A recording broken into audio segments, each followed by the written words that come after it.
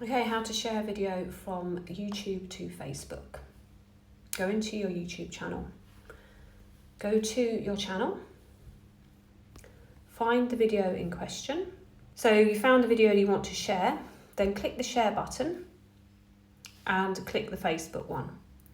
So this is where it's really important. As you can see, I have my Anita Wong here. Now this is actually my business page. So if you want to share it to your business page, just go ahead and share it away. So I'm going to go post.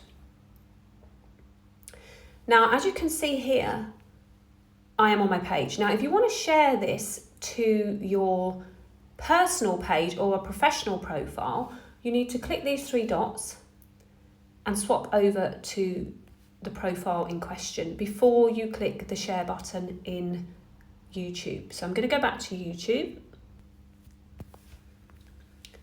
And I'm going to click the share button again. And I'm going to go to Facebook. Now I'm sharing the video to my personal profile or a professional profile.